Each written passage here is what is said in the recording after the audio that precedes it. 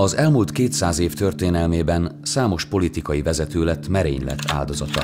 Abraham Lincoln amerikai elnököt és Pjotr Stolypin orosz miniszterelnököt egyaránt színházi előadás közben nyilvánosan lőtték le. És ott van Kennedy elnök, akinek tragédiáját a róla szóló mozifilmek miatt idehaza talán többen ismerik, mint az egyetlen magyar miniszterelnök történetét, aki merénylet áldozata lett. Ő a 20. század hajnalának legjelentősebb és legtöbbet vitatott politikai vezetője, Magyarország első világháborús miniszterelnöke, gróf Tisza István. 1900 körül egyszerre volt az országban gazdasági fejlődés és politikai válság.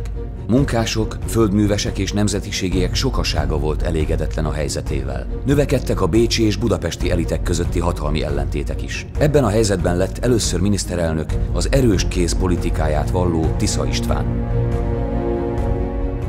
Az 1903-ban kezdődő első miniszterelnökség a harcedzett ellenzék és a keménykezű Tisza István összecsapásaival telt. Tisza célja az volt, hogy beszüntesse az obstrukciót, vagyis azt a gyakorlatot, hogy az ellenzék véget nem érő beszédekkel és szavazásokkal megbénítja a törvényhozói munkát, lehetetlenné téve az ország kormányzását. 1904. november 18-a mérföldkő a magyar parlamentarizmus történetében. Percel Dezső házelnök szabályellenesen, a legenda szerint egy zsebkendő felemelésével jelzett a kormánypártnak az obstrukciót letörő új házszabály megszavazására. Majd amikor ez megtörtént, azonnal berekeztette az ülést. A teremben ordibálás, verekedés tört ki. A parlamenti ülését elnapolták, és a következő ülésen pedig a felháborodott ellenzéki képviselők összetörték a ház berendezését. 1905. január 3-án Ferenc József feloszlatta az országgyűlést, és új választásokat írtak ki. A dualizmus korában az 1905-ös választás volt az egyetlen alkalom, amikor az ellenzék győzött. Ami ezután következett, az Tisza István karrierjének legfájdalmasabb időszaka. Veresége nyomán bejelentette visszavonulását és pártja feloszlatását. Figyelt és várt. Egyben tartotta híveit. Készült a visszatérésre. Ez azonban csak ellenfelei sikertelen 4 éves kormányzása, majd a régi társai által alapított Nemzeti Munkapárt elsöprő választási győzelme után történt meg. 1912. május 21-én pártja őt jelölte házelnöknek. A magyar történelemben kevés személycsere járt ilyen sorsdöntő következményekkel. A parlamentben 1912 nyarára beállt a politikai hadiállapot.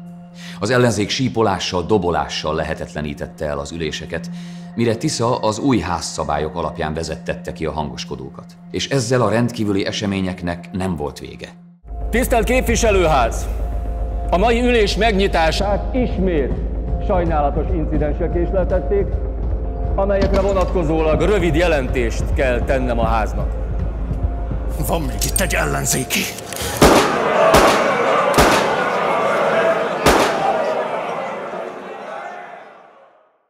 A lövöldöző ellenzéki képviselőt perbe fogták, de a bíróság mélyebb öntudatzavarra hivatkozva felmentette. A merénylet nem sikerült, de nyoma most is látszik az alsóházi ülésteremben, a szónoki emelvény mögötti faburkolaton.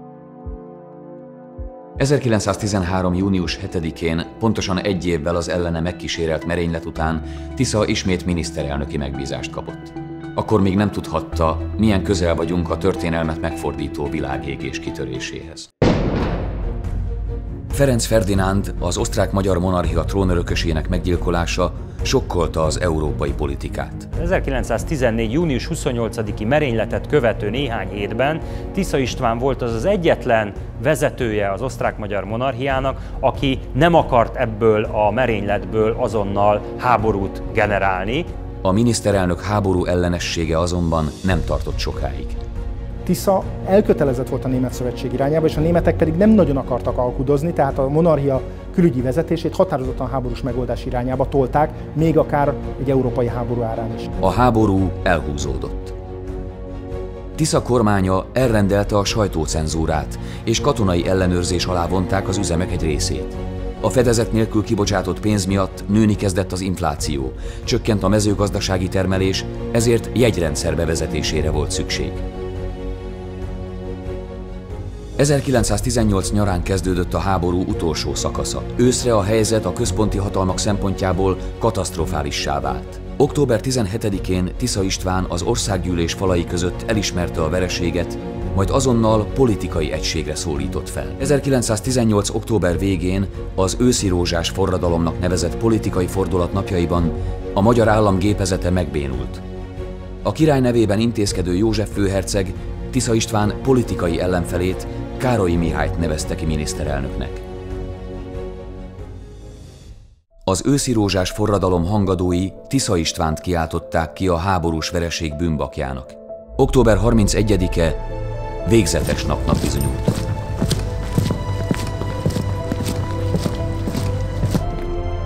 Kegyelmes úr, ugorjék ki az ablakon. Katonák jöttek, halálra keresik magát. Nem ugrok én sehová. Ahogy éltem, úgy fogok meghalni.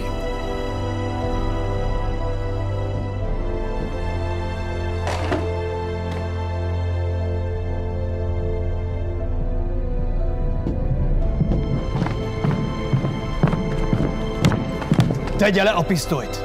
Álljanak arrébb!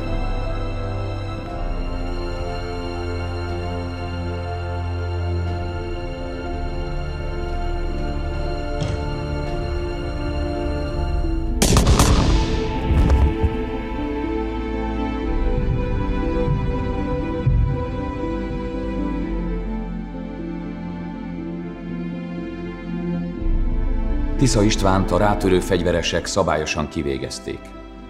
Évekkel később a gyilkossági perben 3 katonát, köztük egy főhadnagyot is elítéltek. A felbujtó személye és a pontos indíték azonban a mai napig vitatott. Tisza Istvánt a kortársak és az utókor is hajlamos volt bűnbaknak kikiáltani a monarchia széthullásáért. Azt gondolom, és a történettudománynak is ez az álláspontja, hogy a monarchia felbomlása elkerülhetetlen folyamat volt, különösen az első világháború fényében. Tisza úgy gondolom egy jellegzetes közép-, illetve kelet-európai jelenség, akit bizonyos értelemben a saját hajthatatlansága, konoksága egyfajta ikonná, egy gyűlölt ikonná emelt, miközben egy elég magányos, de egy nagyon elkötelezett, és bizonyos értelemben a modernitást igenlő politikussal állunk szembe, bizonyos problémákat jobban és élesebben látott, mint a magyar politikai elit. Tisza István korának egyik legfelkészültebb államférfije volt, akinek óriási befolyása nemzetközi küzdőtéren is érvényesült, az ő szavára figyeltek a háborúzó Európa fővárosaiban, ilyen befolyással bíró magyar politikus nem nagyon volt még egy a 20. században.